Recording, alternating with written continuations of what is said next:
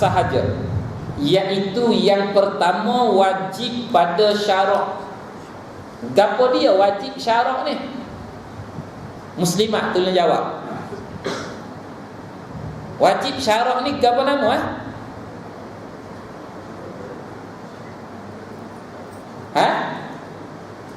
Tak ingat, saya pun tak ingat juga. Gapo wajib syarak ni? Wajib syarak gapo? Wajib pada hukum. Maksud dia gapo? Kan kita belajar kan muka surat apa itu? Apa maksud wajib pada syarak? Tak lepas, tak habis kuliah malam ni. Iaitu satu benda yang sekira-kira kita buat diberi pahala, dan kalau tak buat ada janji yang seksa. Itu benda yang wajib pada syarak. Gapo yang kalau buat boleh pahala, kalau tinggal ada janji yang seksa, maka hitung pada situ banyaklah. Semayang 5 waktu, puasa Ramadan, bayar zakat bila telah cukup nisab dia, gapo semua sekali, tutup aurat, nafkah seorang suami pada isteri. Dan banyaklah tu. Yang kalau buat boleh pahala, kalau tinggal ada janji yang seksa. Tu wajib syarak. Tapi kalau benda yang kalau buat boleh pahala, kalau tinggal tak ada janji seksa, orang tak panggil wajib, orang panggil sunat. Pasal sunat buat boleh pahala, kalau tak buat tak ada janji seksa pun, tak ada dosa benda sunat ni. Tapi benda wajib ada janji yang seksa. Baik. Yang kedua, wajib pada aridi, yakni hukum yang baru datang mengikut keputusan Allah Ta'ala. Nak tahu gapo nama tu, kita ngaji dah bab hukum aridi dulu. Saya sebut contoh lalu sini.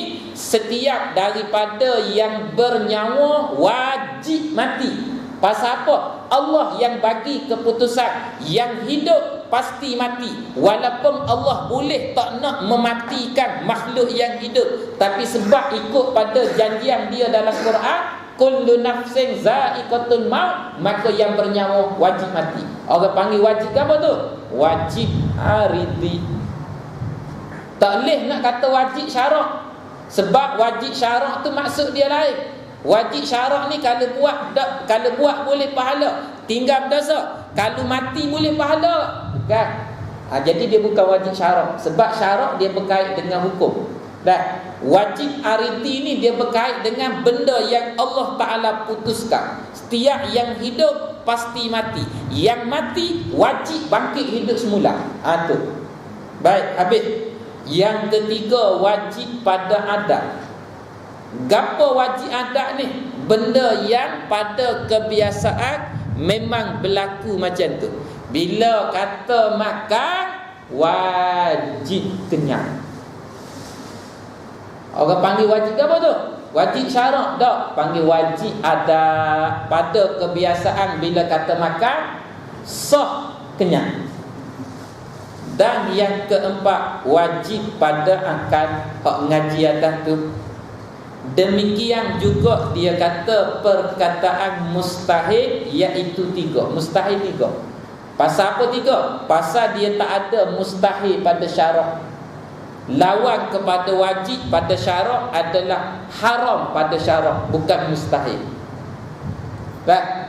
Lama kata pasal apa 3 atas tu 4? Patut 4 jugalah. Tak. Lawan kepada wajib syarak haram, bukan mustahil. Lawan kepada wajib pada aridi, mustahil aridi. Dengan makna lawan benda wajib tu. Kalau wajib aridi, yang hidup pasti mati, lawan dia yang hidup tak mati-mati, mustahil pada aridi. Padahal kalau Allah nak buat boleh ke tak? Jawabnya boleh. Tapi benda tu mustahil pada aridi. Pasal apa? Allah janji dalam Quran dia akan mematikan sekalian yang bernyawa. Maka hitung daripada janji Tuhan, innallaha la yukhliful mi'ad. Allah tak mungkir janji. Mungkir janji ni sifat baik ke sifat buruk? Sifat buruk. Kan kita mengaji dah hukum akal tadi. Kalau nak sandar sifat buruk pada Tuhan, akal boleh terima tak? Agar tak boleh terima, mustahil pada akal nak kata Allah mungkin janji. Maka yang kata yang hidup tak mati mustahil. Tapi mustahil tu orang panggil mustahil aridi, dengan maksud kalau Allah Ta'ala nak buat tak mati boleh, tapi sebab dia berjanji, dia tak canggah janji dalam Quran. Baik, payah juga dia kata dia. Pasal dia lah mengaji kan, nak mudah belaka makan donat makan donat senang, bismillah makan lembut manis pun manis. Baik, yang kedua mustahil pada adat, lawan kepada wajib adat tu. Kalau makan kenyang mustahil adat, makan tak kenyang-kenyang, itu mustahil adat. Mustahil pada adat makan tak kenyang dia ni, pada adat mustahil, tapi boleh berlaku. Tu. Dan yang ketiga mustahil pada akal, benda yang kita sebut dah contoh tadi, tuana pada ayat. Demikian lagi dia kata perkataan harus, maka iaitu harus ni empat. Yang pertama harus pada syarat, benda yang diberi pilih, nak buat tak apa, tak nak buat tak apa, tak ada janjian apa-apa. Cuma dia boleh jatuh pada sunat, boleh jatuh pada makruh, boleh jatuh pada haram, boleh jatuh pada wajib.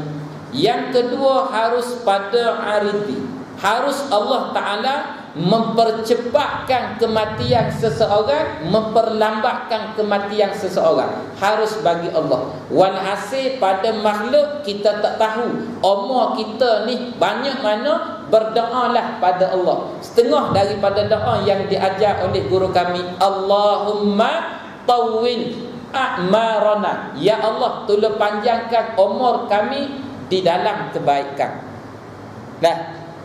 Bawah ada orang pernah baca doa tu? Ya Allah tolong panjangkan umur kami dalam kebaikan. Dan kalau Allah Ta'ala bagi panjang umur, panjanglah umur setakat mana.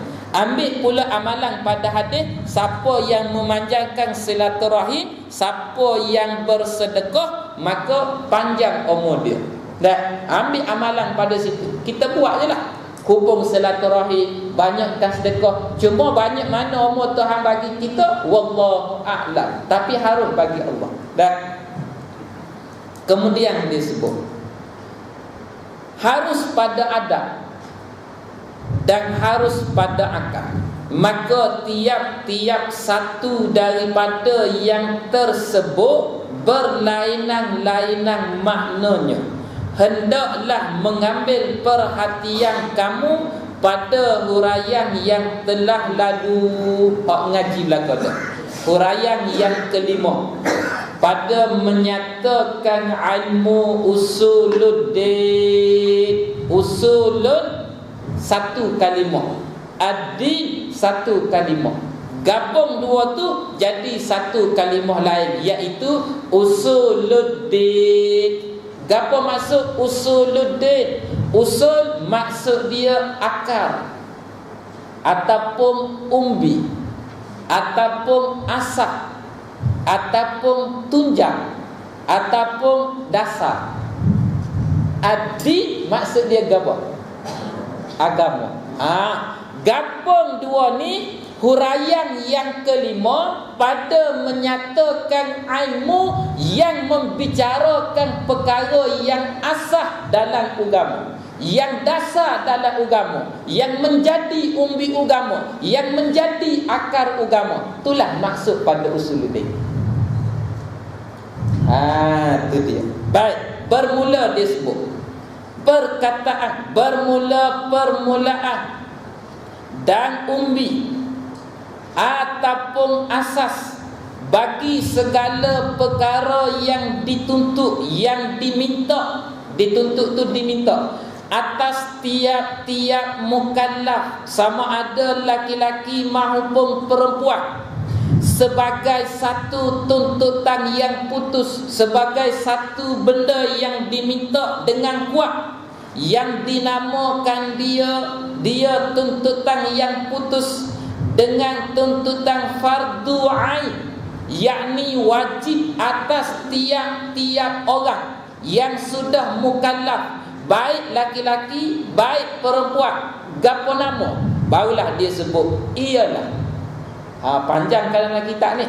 Kalau orang hok mahir lagi dalam bab ilmu nahwu saraf, balaghah, mati ilmu bahasa Arab ni memang lagi cantik huraian dia. Saya ni sebab tak pandai sangat bab nahwu saraf tu, boleh sekadar sebut gitu-gitu je. Tapi kalau kena pada orang yang faqih, yang menguasai sastra bahasa Arab, cara tulisan ulama-ulama yang karang kitab Jawi ni, dia mengikut uslub ilmu Quran. Dia ada istilah mubtada, khabar dan sebagainya. Dia ada istilah-istilah dia. Baik. Disebabkan kita tak pandai bahasa Arab itulah kita baca kitab Jawi lah, tak baca kitab Arab. Kalau pandai bahasa Arab, baca kitab Arab dah. Tapi sebab tak pandai baca bahasa Arab, tak boleh nak baca kitab Arab. Boleh baca kitab Jawi. Boleh baca kitab Jawi pun kira mujur dah lah. Dah hak tak boleh baca kitab Jawi, boleh baca kitab Rumi. Boleh mujur juga, boleh baca kitab Rumi. Hak tak boleh baca kitab Rumi, boleh dengar mujur juga. Hak tak boleh dengar ramai mana minta hidup balik supaya boleh mari dengar. Pasal dia masuk dalam kubur belaka dah, tak boleh dengar dah. Ramai mana hak tak boleh dengar tu minta dengan Allah nak balik dengar semula. Dalam Quran sebut Rabbana absarna farji'na na'mal salihah, termasuk na'mal salihat, nak mari dengar kuliah. Tu demo dah minta, kita ni puja juga. Baik. Kemudian dia sebut ialah benda yang mula-mula sekali yang dituntut kepada setiap mukallaf tahu dengan tuntutan wajib aini. Gapo nama? Ialah mengenal ia mukallaf akan Allah Ta'ala dan Rasulnya, Rasul Allah Ta'ala. Itu hak mula-mula sekali. Mari kalam ulama mutaqaddimin, dia sebut awwaluddin ma'rifatullah. Tu bukan hadis, tu kalam ulama-ulama mutaqaddimin, ulama-ulama dulu.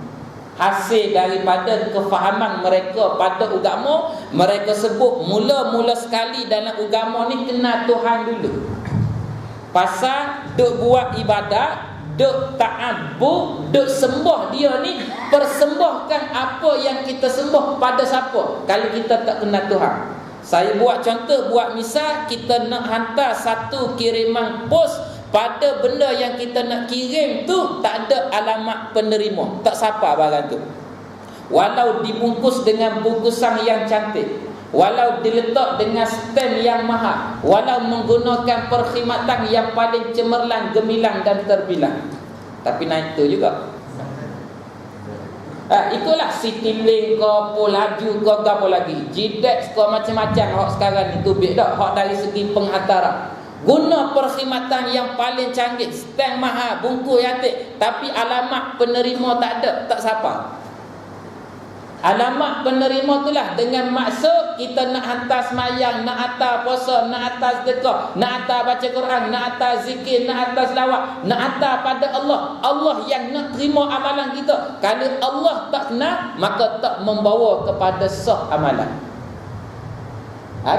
Maka mari kalau ulama dia kata mula-mula sekali kenal Tuhan. Baik, nak kenal Tuhan pula, dia ada hitungan syarah pada kalimah tu yang kata awwaluddin ma'rifatullah, seawal agama kenal Tuhan. Tak boleh nak kenal Tuhan melainkan kenal Tuhan melalui Rasul, orang yang Tuhan sendiri lantik untuk bagi tahu pada manusia Tuhan ni macam mana. Sebab kalau manusia sendiri yang meraba-raba cari Tuhan, takut dia salah kata pasal Tuhan. Pasal apa? Tuhan ni bukan benda hak boleh tengok.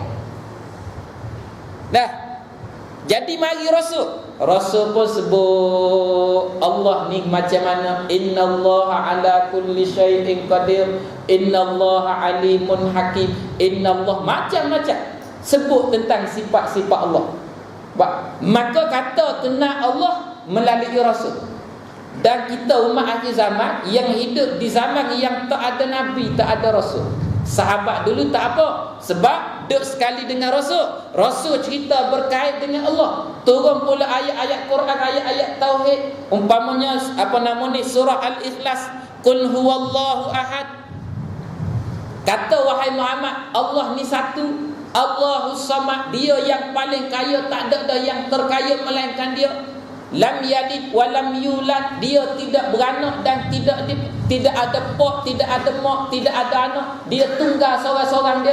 Sahabat-sahabat tahu? Gak kita pula hidup di zaman yang tak ada Rasul, macam mana? Maka kenal Rasul melalui orang-orang yang telah pun mengenal Rasul. Siapa yang kenal Rasul? Sahabat. Dengan sahabat tak sempat, yang kenal sahabat tabi'in. Dengan tabi'in tak sempat, yang kenal tabi'in, tabi'in. Dia turun satu generasi sampai kepada generasi kita. Faham daripada sini, belajar ilmu itu mesti bersana melalui guru, melalui alim ulama, daripada ulama naik kepada satu generasi sampai kepada Nabi, daripada Nabi membawa kepada kenal Allah.